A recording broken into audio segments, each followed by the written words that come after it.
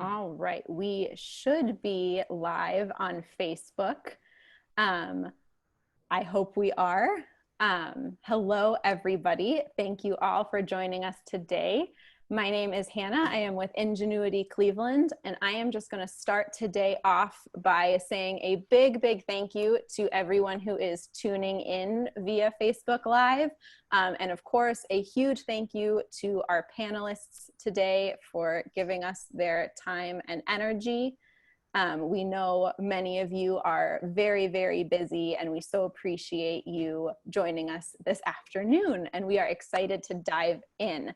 But I do first want to say that in addition to today's panel all about the Save Our Stages movement and the tremendous work being done by our local venues, we do have another panel coming up tomorrow at this same time, during which some of our region's busiest makers and artists will be talking about how to make the creative landscape and the maker movement more equitable.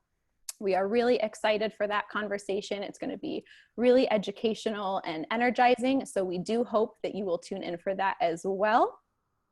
And then of course, we also hope that you have been tuning in and will continue to tune in to all of the content being posted in the Virtually Ingenious event. Head on over to that discussion tab to see everything as it populates. And the beautiful thing about that is you can also see things you may have missed. So make sure you go check that out. If you would like to participate in this Zoom panel as a question asker, or just see a little bit more clearly maybe, I know sometimes Facebook tends to get a little fuzzy, you can join through Zoom. There is a link in the video description. So if you click that, you will be directed on how to join us, and you can ask questions through the chat. I do believe though that you need a Zoom account for all of that. So if you have questions, you can pop them in the Facebook comment section, and somebody can hopefully troubleshoot with you. But that's all I've got. So without further ado, I am going to pass it over to the Ingenuity Artistic Director, Emily Applebaum, to talk just a little bit more about what we do at Ingenuity and introduce you to our moderator and our panelists. Emily, over to you. Thanks, Hannah. Echoing everything that Hannah said, we're really happy to have you all here today. Virtually Ingenious is a way to keep that energy going that we would have been celebrating with all of you this weekend at the live Ingenuity Fest. But we have been busy, hard at work behind the scenes all summer long, and as have many of our panelists today. Everybody is so appreciative of your all's continued support and participation in making Cleveland's creative economy set this city apart. And what we have locally in terms of makers, artisans, a music scene, all of that makes Cleveland a better place to live and to really move the needle in terms of what it means to be a creative city. So somebody who has been deeply engaged in that work since day one is Meg Van Voorhis, who has just departed as the Director of Arts Cleveland. Meg, I'd love if you are able to give yourself a brief introduction and kick it off to our panelists to talk a little bit more about what their venues have been up to. We've got Cindy from the Beachland, Kelly from Mahall, Sean Watterson of the Happy Dog, and Gabe Pollack of the Bop Stop. And before we turn it over, I just want to also give a huge shout out to our partner and collaborator, Meg Stepka, who is the creator of the 48-hour virtual music fest Cle, and our partners in Virtually Ingenious. So thank you to Megan for all of her hard work. And without further ado, Ms. Van Voorhis, thank you so much. Thanks so much, Emily. It really is. I'm really honored that you'd ask me to help facilitate this panel today. I have to say, probably one of the most rewarding experiences that I had over the last 6 months as I ended my career at Arts Cleveland, 17 years actually, before it was Community Partnership for Arts and Culture, was really working with this crew of people almost from 2 to 3 days before we got the notice in Ohio that venues had to shut down right until I left on September 11th. And it really, so it warmed my heart that you asked me to participate with this crowd one more time. There's definitely a lot. I've really been so honored to be able to work with them. They are true leaders, true organizers. I think the arts community in Cleveland is very lucky to have them. I think they're a real model for how things could move forward. So I just want to give the crew a shout out. For those of you who don't know me, yes, I left Arts Cleveland on September 11th. I was the president of the organization.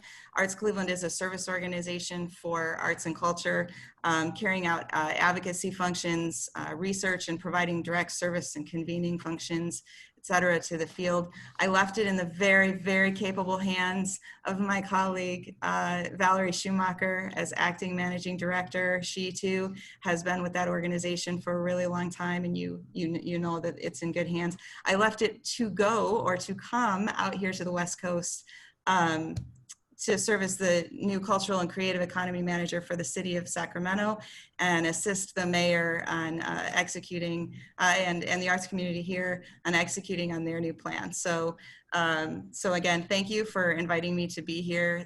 Thank you to all of you guys who are on with me today for sharing your stories. That's about as much as I'm gonna say. I feel I miss you. I miss my Wednesday calls with you. I feel like out of the loop, although I definitely connected on Facebook now. So I want to turn to all of you at this point and say, how are you?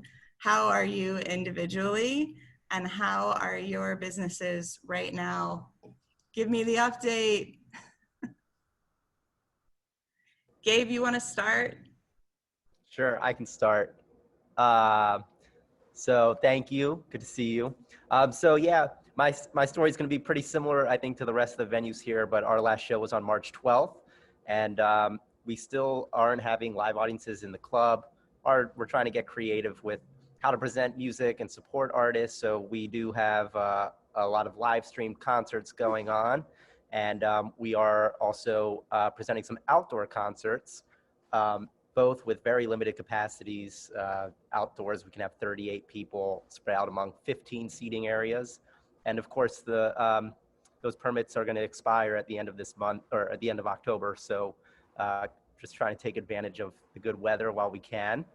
And yeah, trying to come up with earned revenue models that can support this place. And then unlike the other venues on here, technically the Bop Stop is a nonprofit, even though it's run very much like a for-profit, but trying to leverage our nonprofit status to try to increase the amount of contributed revenue that the club has gotten. Historically, the club has supported itself on about 92% earned revenue, so only 8% of contributed isn't that much, but trying to get that up. And then personally, I'm doing okay. No more late nights till like 3 in the morning here, so I'm getting sleep. Been spending a lot of time gardening, and I have been getting addicted to making hot sauces from the hot peppers in my garden. So my refrigerator is full of some very good hot sauces and some very bad hot sauces. Yeah. Thanks, Gabe. Taking care of you personally is super important. Absolutely. Cindy, you're next on my screen. Okay, unmute. Okay. Well, the Beachland shut down on March 15th when the order came through. We had one last benefit tribute show to the Robert Lockwood birthday celebration that Nick Amster wanted to do. So I'm really glad that we were able to fit that in because then he's our business partner, and he passed away like 2 months later. So we're about to have a memorial service, a virtual memorial service, much like the Zoom for Nick on Sunday, October 4th. So I'll make sure I send out invites to that. But we spent the time rehabbing the Beachland. So we've got the ballroom reset up now. So instead of the 500 capacity that we had standing room, we can fit maybe 64 to 75 people in there, depending on the tables and the configuration. We have not done a live show in the ballroom yet, but now that it's starting to be fall, we're trying to figure out how to reboot that and get started. Talking to different bands. Some bands want to play again. Some do not want to even risk playing inside yet. So we're trying to figure that out. We put a tent up in the parking lot, and we can seat another 50 people outside, and we're doing some DJs out there. And tonight's the first night where we're actually doing a band out there. So we've got a 3-piece. Not sure how that's going to work, but we'll see. Everything seems to be an experiment, going a little step at a time. So I think we're all in the same boat, just trying to feel it through and keep our staff safe and keep our audiences safe and make sure everybody is feeling comfortable with coming back together to see live music. Thanks, Cindy. Sean, how about you? Well, we're the same story in terms of when we shut down. We shut down March 15th. I guess one difference for us is we don't have much in the way of outdoor space. The parking lot that we have is across the right of way, so we're kind of limited by our liquor license and practical things. To, if we were to do anything, it's either got to be virtual or inside. And if you look at the guidelines for inside, we're 200 capacity, but with 105 fixed seats. So inside, if you use the performing arts guidelines, we can only have 16 people. And we figured out pretty early on that trying to be open in some capacity as much as we wanted to be just wasn't financially viable. We were going to have to kind of go into a coma until we could all come out of this and come back together. So we've been doing some rehab work on the inside. We're going to be ready when the time comes to be back together again. And in the meantime, we still do our Happy Dog Takes on the World talks with the City Club. And actually the folks at the Institute for the Science of Origins have been doing 3 Life, the Universe, and Hot Dog talks a week. So we're able to stay in touch through that part of the virtual community, but the music part is missing, and it hurts. And to be honest, personally, I'm stressed out of my mind, because everything we're doing is trying to convince politicians at the federal level and the state level and the local level that what we do matters, that the people who do it matter enough to use some of the relief dollars that are out there to keep us in the game until there's a time when we can come back together safely. So I'm wearing the Take It Easy shirt as a reminder, but it's that's probably symptomatic. It's hard. You just kind of leave it there. Thanks for your honesty with that. It's so real. Kelly, how about you? Hi, I'm Kelly. I'm a part owner of Mahall's 20 Lanes. My partner's Joseph Pavlik. And like everyone else, we closed on March 15th. And we used the shutdown time and the federal relief to do some renovations in our space. And we've opened slowly to the public we're trying to get creative with events. Last week, we had an event that I was really excited about and proud of. It was a partnership that we formed prior to COVID with the Cleveland artist Antoine Washington and his partner, Michael Russell. They have a nonprofit called Museum of Creative Human Art. And we were planning to do like they were going to take over our apartment space, which sometimes doubles as an art gallery, for 6 months to a year, and do shows featuring artists of color in Cleveland each month. And COVID kind of put that off, but we did do a show last week, and it was really great. We did time ticketing, so we had over 130 people over 5 hours come through to see the show, and it was really cool.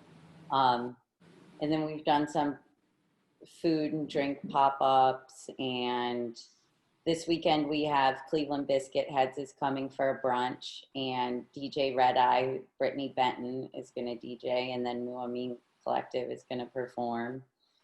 But it's really hard. I mean, it's like completely, we're still trying to figure out how to pivot, because we're like reinventing our business plan. And so, yeah, and it's really stressful, like Sean said. Like, I have 3 children under the age of 11, and so I'm also homeschooling them. And yeah, I'm overwhelmed, and I'm just trying to get through each day. And so I'm really grateful to the people on this panel and the others that aren't here. I'm grateful for all the work they're doing that I don't have the time to do. So I feel like, I just feel really grateful that COVID brought the Cleveland venues together. It makes me feel very supported. And that's great. No, that's great, Kelly. I want to talk about that, but I want to hold that just for a second, because there's definitely been a lot of movement, a lot of stuff to be able to share about the just all of the organizing and activity that you guys have done over this period of time. But before we do that, I think it would help folks who are watching maybe to understand a little bit about how independent venues really sort of fit into the creative economy. That was something, as all of you who know that we're on this call, I've been a huge advocate for us beginning to have a wider understanding of what the creative economy is and who's a part of that and how we all work together. And I think just having people have an understanding of how you contribute, how you are a part of that, the roles you play in terms of the lives of the people that you're connected with. And then also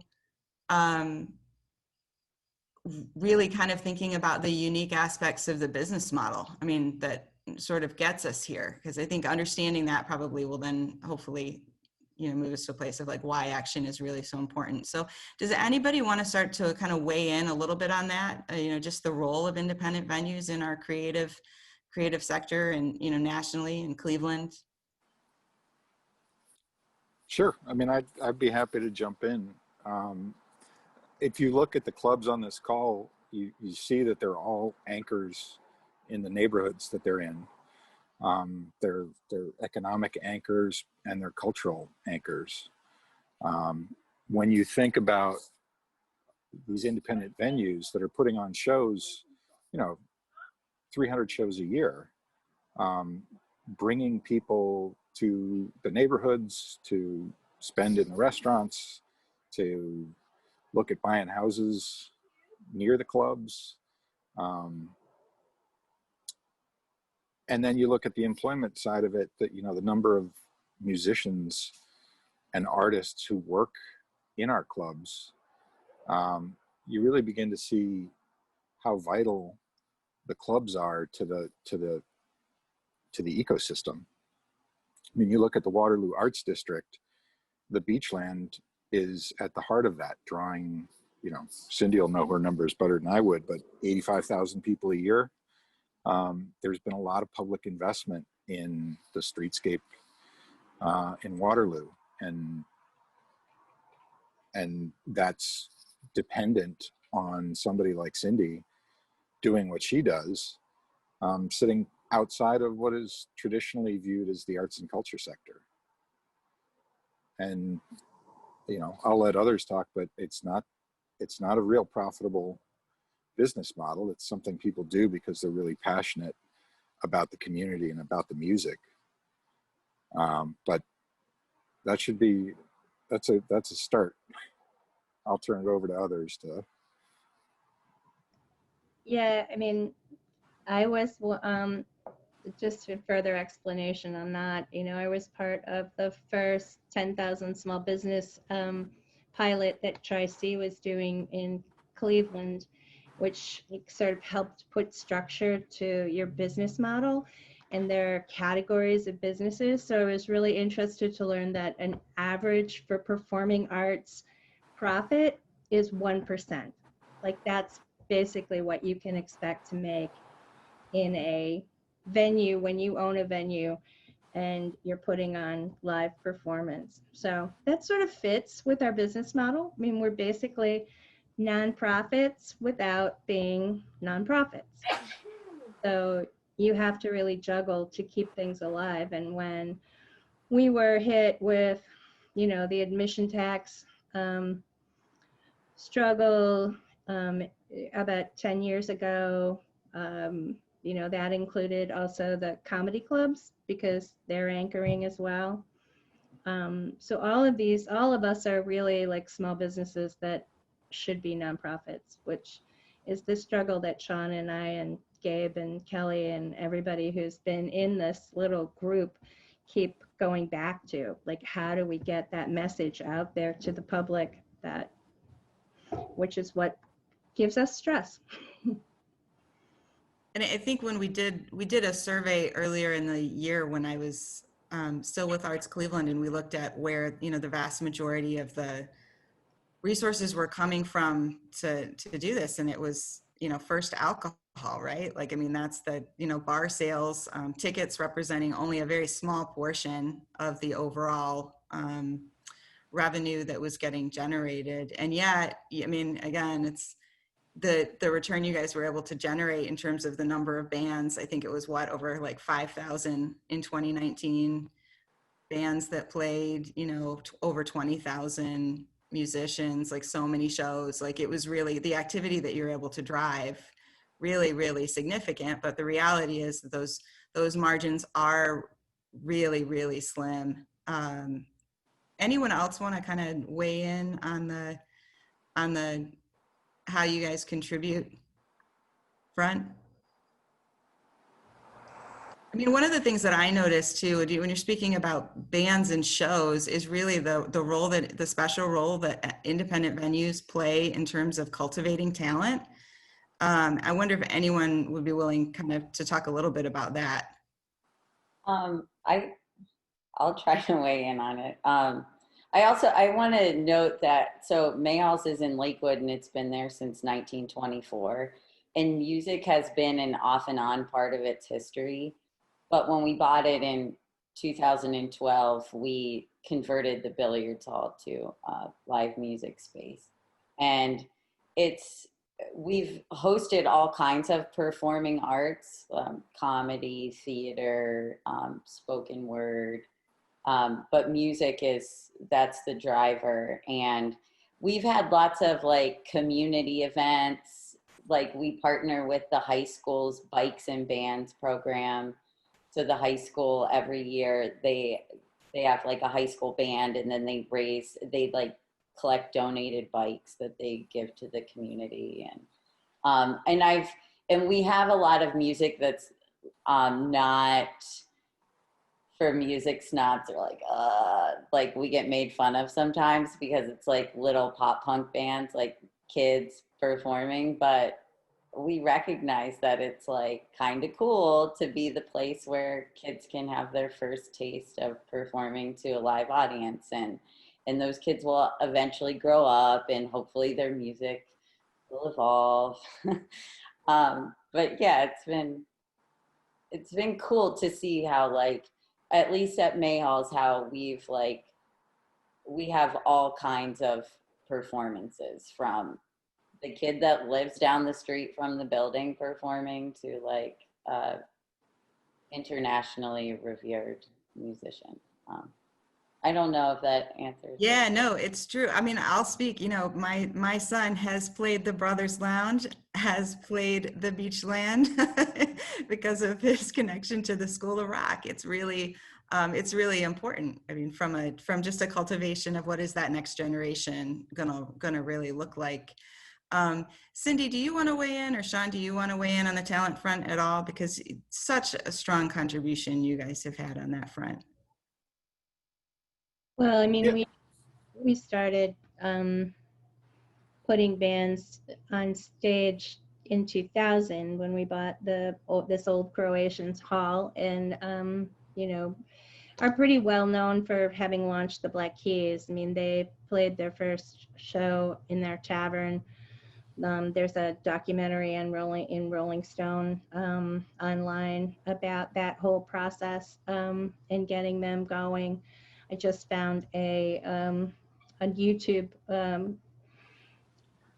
video of Dan coming back and playing a secret show and talking about how happy he was being back on that stage. And I think that that's what happens, is that people like our local bands fall in love with the place that they start growing, and you know, are real defensive about what's happening right now. You know, I mean, Gabe is giving voice to all of these sort of outsider local jazz players that really wouldn't have a lot of places to go if the Bop Stop didn't exist. And, you know, the Happy Dog kept going with the indie rock people, and oftentimes those same people that are playing on our stages are actually working in our venues.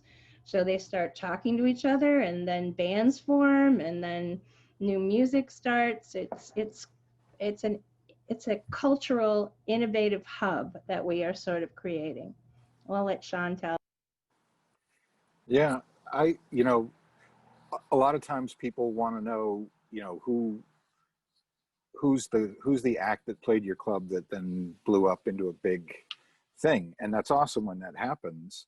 But the other role that we have is we've got so many talented people, and they're not all going to end up on a stage as big as the Black Keys, but it's where they have an opportunity to express themselves and share their talents. And it's interesting because it's people you know, and it's original stuff. It's not all prepackaged, being fed to you kind of stuff. And that, I think that only happens with a circuit of independent venues supporting these kinds of artists, because they're not typically Institute of Music or Institute of Art graduates who are on a track to make money. I know it's hard for even those graduates to make money, but they're not in the grant program track. You know, this is an entire culture that kind of sits outside of the high art world, but provides real creative outlet for both the musicians and then for the people who can appreciate it. And it's affordable too. It's a pretty democratic art form. Hey, Gabe, I wonder if you could weigh in on some of that specifically, just, you know, particularly for the jazz scene and some of the things that you've been doing and the relationships that you would have, because I would concur that's definitely a unique thing that you bring to the table. It was a pretty conscious decision when I got this job to run the Bop Stop, that, you know, for a thriving music economy in a city, you know, I wanted to provide something new that could add to what already existed. So all these other clubs and venues have pretty strong followings and identities, and it was, what could we add to that current fabric? And I feel like a lot of the music that we present was what was missing. And so, I mean, I'm very happy to present it, and I personally love this music also. So, but I would add that kind of going back to that question of a music economy and the role that small venues play in developing art forms. Like, we are the ones that, which, like Cindy mentioned, you know, we can break a new act. They first start at the small club, work their way up to the bigger stages. There are plenty of acts that have played the Bop Stop that have then gone on to play Beachland because it's bigger, and then they go on to play a larger venue in Cleveland. And it's kind of cool to see, you know, that whole process of, you know, 3 clubs in one city provide spaces for the same act as they grow. And that first show at a small 100-seat venue helps bring people to that 250-seat venue on the second time through the city, and then up to the 1,000-seat venue on that third time around. And that's what should happen. We all help everything grow together. And then related to that, I think what's special about live performance is that a lot of times these artists are using gigs kind of as a date to reach a goal. So we could say, like, okay, we book a date 6 months from now, and that artist is like, okay, that's gonna be my record release date, and we're gonna make an event out of that. And then, you know, they're able to, you know, employ people who can record that record. We have the live performance, and we get that music out there. We hire engineers. You know, there's a whole crew of people that we employ to make that event special. And, you know, I think, I just think that's when you take away the live music, and, you know, some of us are transitioning to virtual, it's a very different experience, because while, you know, we may be able to support a band virtually, it may not, you know, we don't get the chance to employ all these other people that we used to and connect with them the same way. So, you know, in this talk, we can all figure out creative ways to kind of keep music out there and stay connected, but ultimately we all miss live music. And, you know, what can replace that? Nothing. And so, you know, we're working to get that back, but who knows when the right time will be. Yeah, it's a great point too, Gabe, just like what we've talked about with, like, so many people that are then impacted in the supply chain for music. So, you know, we saw, so not just musicians, but, you know, live event production crews. I mean, this is such a critical part, like those folks that we really rely on that, that don't have access to some of the kinds of supports right now. I mean, it was great to get pandemic unemployment, that stuff really critical for that crowd when all of that has really dried up. And so, we've seen some of those voices get involved in the mix, as the advocacy work has unfolded. And I kind of want to shift to that a little bit, in this whole conversation. I mean, clearly these are groups that are, as to reiterate, they're anchors in their neighborhoods. You know, they're bringing people there on a day-to-day basis. They're cultivating that talent. They're serving and supporting others in the supply chain. They are making our lives just critically better. Like, you're right, Gabe, there is just nothing like the live experience. You know, that it's that one thing, like, that is uniquely, when you're there with whoever the people are in the room that are experiencing that group of people is together once, and maybe not the same group of people ever again. And so it's such a special experience. So I want to talk a little bit about a number of the things that have been under play. And boy, I'm just gonna, you know, just say to this crowd, like, this is like the best organizing that I have seen around the arts of late, really coming out of this group. A lot of that due to Sean and Cindy's work and connection to NEVA, and I want you guys to be able to talk a little bit about that, and then how that has unfolded to Save Our Stages. And it's probably good for us to talk there, because if you can kind of illuminate a little bit about how your engagement with that happened, and how that just, boy, NEVA just bam, overnight, nationwide, coming together to say, this is something that we're going to do, because, you know, we're going to go out of business if you don't do something here. And then that just kind of dovetails into some of the work that Arts Cleveland was doing with Reopen Every Venue Safely. Still involved with that work. Leandra Richardson, just a star who's helping, who continuing to help make that stuff happen. But Sean and Cindy, can you maybe just talk about how you got connected to NEVA in the first place? You're both involved in very different ways, but I think worthwhile to be able to share some of that. And also, I can't also, just like the Cleveland Music Club Coalition in and of itself, right, emerged years and years ago, 8 years ago, because of that admissions tax issue. But bam, when this thing happened, it was easy to bring everybody back together and really move forward. So do you guys want to just chat about that a little bit? Sure. Sean, you're muted. I mean, I can say that start off, and then Sean's done a lot more work on this level, but we got involved with the Independent Venue Week. I think in 2017, a guy named Moose brought Independent Venue Week, which was a UK program to help independent venues get focused, and they brought it to the United States. So that first year, there were 20 venues. They tried to get one venue per state.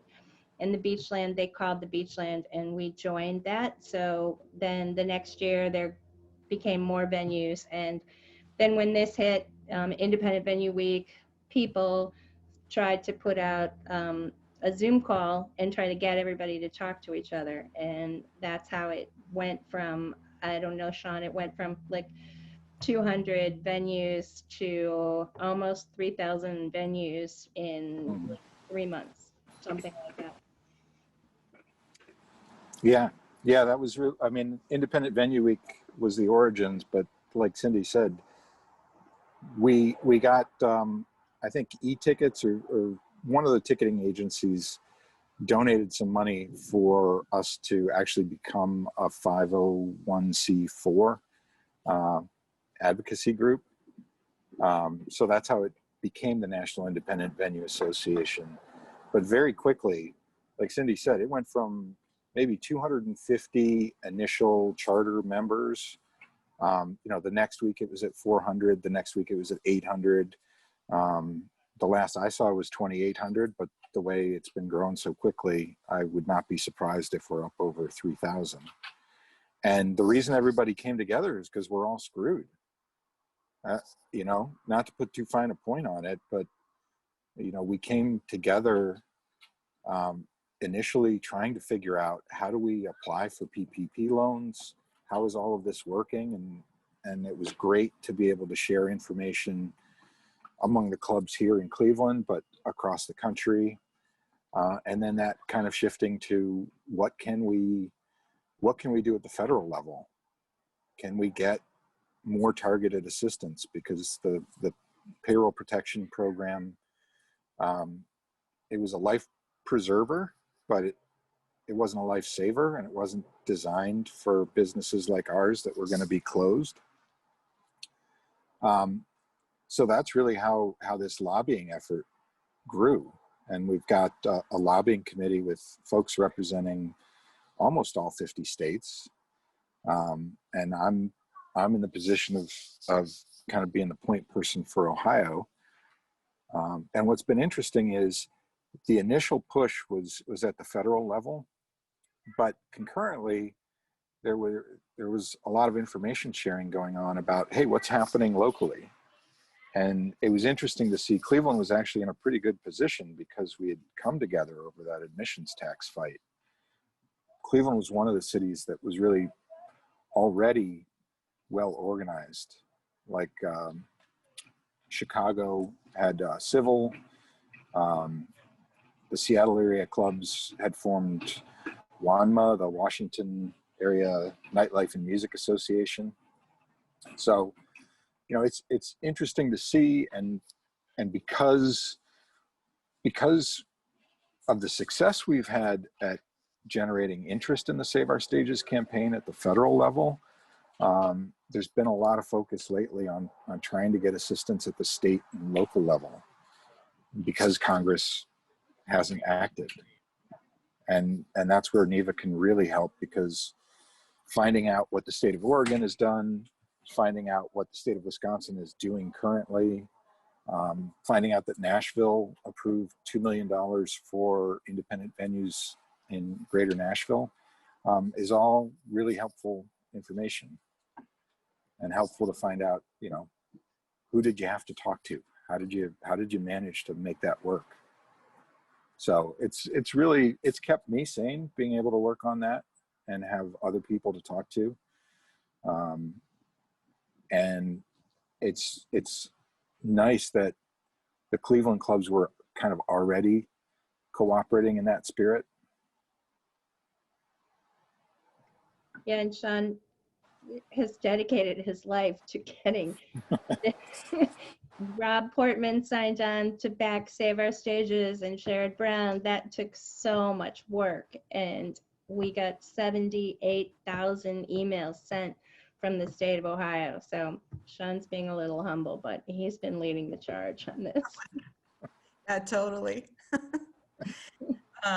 Well, and I'll just chime in here just a little bit that work, the connection of this, our connection to this crowd, got us also connected to the NEVA folks and me in a conversation regarding research and data and that, given, you know, that's kind of one of the things that we bring to, or that I brought to the table, our team brings to the table, that team brings to the table. Sorry guys, I'm falling all over myself here on that front. But the, you know, and then in connection with that, got connected up with Music Cities Together, which is this, you know, this group of folks that was really working to try to examine what it would look like for venues to reopen safely. And so we started convening conversations. As I said, Leandra Richardson on the team at Arts Cleveland, continuing that work with the co-chairs, Jill from Jilly's Music Room down in Akron, along with Mark O'Shea, who's serving as co-chairs, but Gabe and Cindy's involved with those efforts. And the idea is to like facilitate information sharing. So I just pushed ourselves right into that whole discussion because they were looking for pilots. And I said, well, we should be one because we're Cleveland and we have a rocking music scene. And so you're going to have us, right? Don't take no for an answer. I got a part of that. And then started connecting up with the folks in, you know, Seattle and Portland and some of those conversations happening in Colorado and Austin and so forth. So, you know, just coming up with what do we think it makes sense for us when we can reopen safely? How do we do it to make sure that musicians and music fans and our employees, you know, are all safe. You know, the harsh reality of it is that it doesn't make economic sense for most folks. Like, this is why this is needed. And Emily, you and I talked about this a little bit earlier this week, that our capital infrastructure for the creative economy needs to be upended. I mean, the reality is most of the support goes through the philanthropic sector, goes through a nonprofit structure. Like, that's in Cleveland in particular, that's where it's coming from. So when these folks start talking about things like, hey, you know, maybe we got to convert to a nonprofit model here, it's because the capital exists there. And this is an equity issue too. I mean, you know, the reality is it's expensive to start nonprofits. It's one of the reasons why Arts Cleveland started a fiscal sponsorship program. You know, that was the objective, to try to help, you know, not to have to do that, but actually to create a space so that people could open up capital.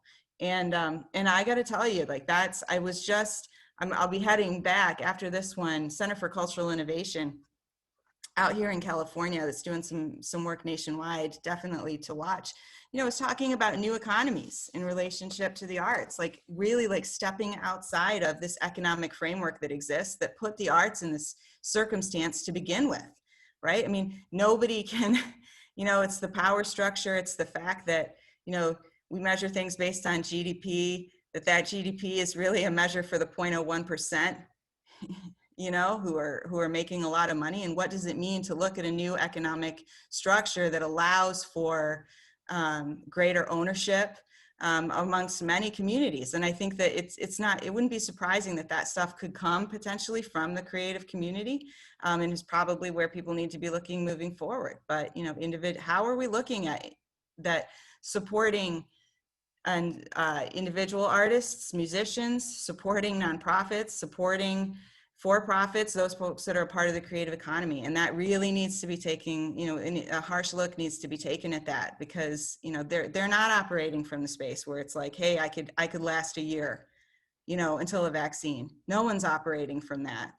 So support is really needed. It is needed in Cleveland and needed in Cuyahoga County at the local level, to the extent that resources might exist that could be deployed. I would like to advocate that those funds get used in their community to support this critical anchor. It's such an important part of Cleveland and Cuyahoga County's identity, to the extent that the state is going to have you know, these guidelines that say you can only be at 15%, then they got to step up, because it is such an important part of the state's identity. There's so much opportunity there, but you can't, that competitive advantage that we had is not going to stay if people don't pay attention to it. All right, off of the soapbox on that one. Change is needed, but I gotta say, just, you know, from my Cleveland friends, if folks are in possession of resources that can be used and can be dedicated specifically for this purpose, they got to do it. They got to lead. That's what's needed. All right. Anybody else want to weigh in on that? Yeah, that's Megan speaking in code. Call your county council person and call the county executive. The county received $215 million in coronavirus relief funds to help everybody who's hurting, and that includes the arts community. And the arts community, thankfully, one of the great things Megan was able to do before she left was get Cleveland out in the forefront in terms of recognizing the arts and culture sector as a sector more broadly. The individuals working in it, the for-profit businesses, the nonprofits. The tax status is really an artificial distinction when you look at what is the creative economy, where are the jobs, where is the revenue being generated, where are the career paths, what are the audience experiences. So, you know, on behalf of everybody with the clubs, just a huge shout out to Megan for putting Cleveland and even Ohio at the forefront of reinterpreting what the arts and culture sector means. And I know that Megan has other allies out in California at Californians for the Arts who are thinking the same way. And honestly, within the National Independent Venue Association, we're pushing for representation in groups like Americans for the Arts to recognize that it's not just the nonprofit organizations, it's everybody who's involved in this creative economy. And it doesn't matter whether the dollars get spent at a not-for-profit or a for-profit, or for an employee of a not-for-profit, or for an individual artist subcontracting. So I'm jumping up on your soapbox, Megan, but thank you. Honestly, thank you for being a leader in that. Yeah, I think, you know, when you look at it, I mean, I guess from an advocacy perspective, and we've been looking at the data for years, but, you know, if you look at creative occupations in the MSA, there's 60, so that's 5 counties for those that don't do economic speak. It's Cuyahoga County and 4 other contiguous counties like that are economically linked. You're talking about 66,000 creative occupations. You know, that's totally different than what you're talking about when you're taking one slice that's just nonprofit. And within that, most of the people that I knew, many of the people that I knew that were working in the creative industries in Cleveland and Cuyahoga County, and I'm willing to bet it's the same thing out here as well as I have those conversations, is they're working independently, they're working for a for-profit, they might be working for a nonprofit, and they might be doing something in an independent collective that doesn't have any status at all. The reality is that that's the way that business is done, and that we really ought to have a financing structure, a capital structure that reflects that that is the way that it's working. And so that's, you know, part of this whole conversation that's happening today with Center for Cultural Innovation is looking at what is there, you know, these new alternative economy models, these things that look at like so a couple of organizations, the New Economy Coalition, Solidarity Economy, Common Future. These are people that are really trying to say, you know, they're putting power and they're really saying like, why is the power centralized here? Why can't we all have new ownership models in those things? So that would be one of the things that I would say to this crowd, you know, is we need to examine those alternative economic models, not just because they help the creative industries, but also from a racial equity perspective in particular, that can be a strong and helpful force. I see that kind of where we're at from a timing perspective, Emily. I just also want to give a shout out to Cindy and the Cleveland Rocks Past, Present, Future organization. I mean, that's one of those places where you can use a nonprofit to your advantage. And, you know, with and because you're still raising funds, right, Cindy? Do you want to talk about that? Yeah, I mean, we pivoted. It's a small nonprofit that I started just as a, sort of an umbrella to kind of help the music economy grow in Cleveland and Cuyahoga County. And when the COVID hit, we were able to pivot and start an Northeast Ohio Music Relief Fund. And we were able to raise about $35,000 and gave over 82 grants now. I think we're up to for $400 to $500 to help people who just lost their incomes immediately when COVID shut down. So these are the gig workers and the musicians who went out afterwards. They were able to finally get on unemployment, but at first they had no livelihood. So that's been great. Now that those people that's kind of trickled down because a lot of the musicians have been able to get unemployment, and they're now not getting the $600 a week, but they're getting the $300 a week and still able to survive. So we're sort of pivoting now to help the venues. So we're doing Wednesday songs and stages at a few different venues in town, and we're trying to raise funds to get live streaming more centralized so that we can all kind of share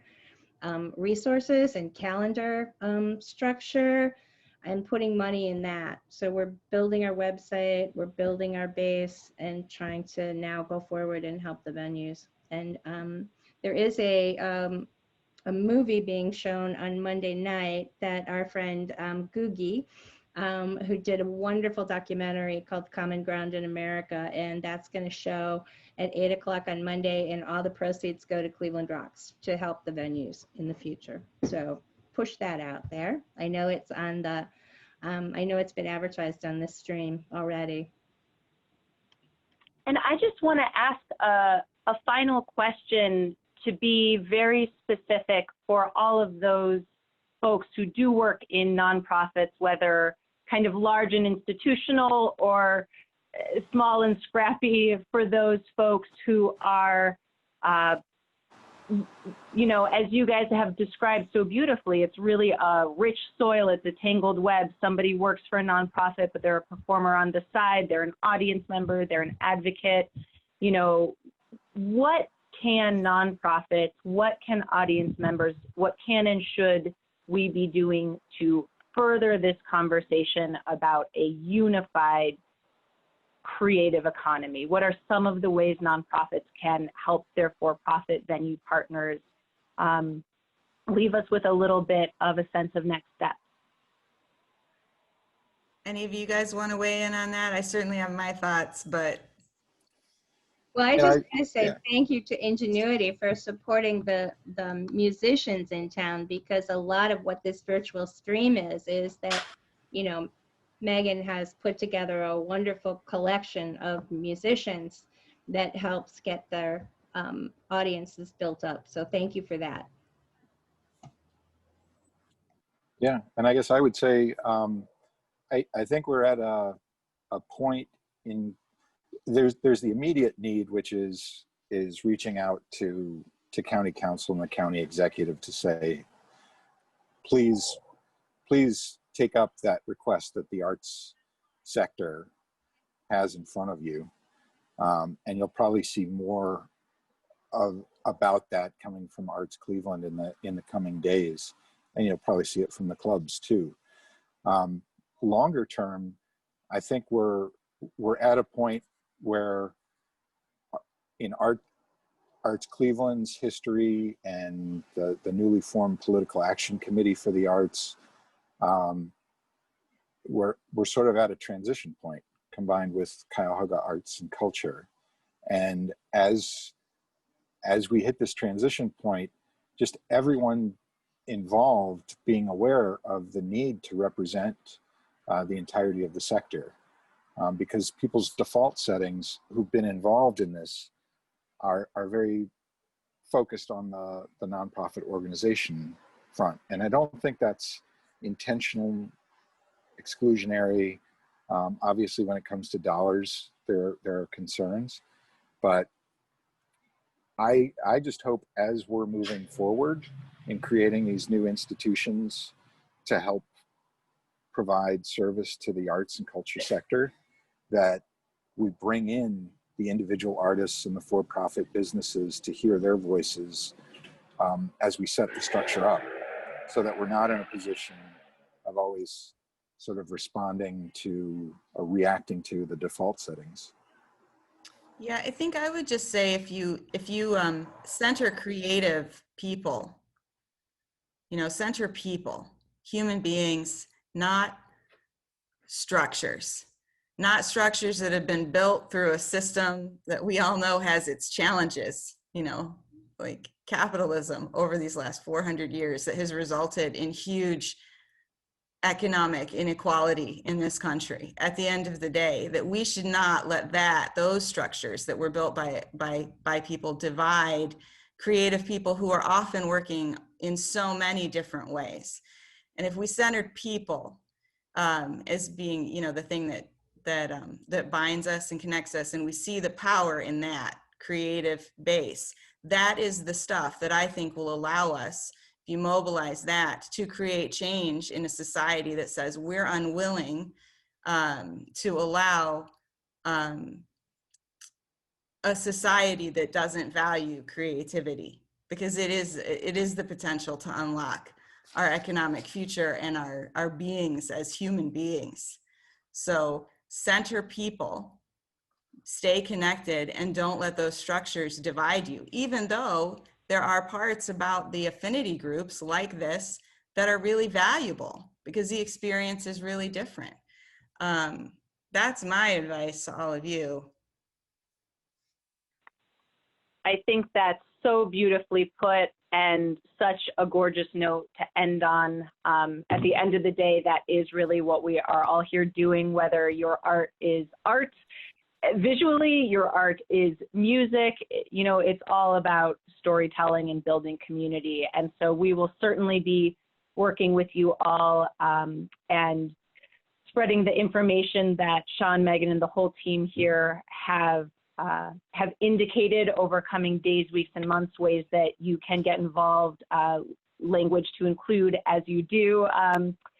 Follow the advice of these guys, and please, help us in spreading the word, reaching out to our state and local representatives, our county government, and keeping this amazing creative landscape that Cleveland has fostered, and really just a rich soil that we've built up, make sure that we don't lose our ability to really rebloom as times allow. So thank you guys all so much for being here. Any final thoughts from this group before we sign off? I'm just looking at your Facebook feed and saw that somebody asked about how do we know when it's safe to go to shows.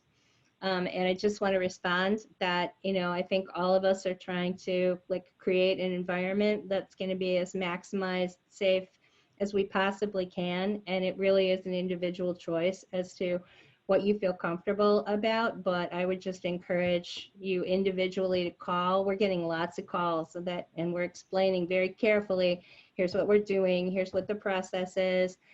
And you just have to take it one day at a time. And when you're ready and feel comfortable. Thank you, Cindy. And to the questioner on Facebook, well, thank you guys all so very much for your time here today. This video will be shareable to your audiences. And again, we'll leave information for ongoing action in the comments, and certainly hope that you will all share this fantastic conversation that you've joined us in today. And just thank you so much for everything you have been up to over the past 6 months and many, many years before that in making Cleveland what it is today. So thank you, everyone, for joining us. Thank you. Thanks, Emily.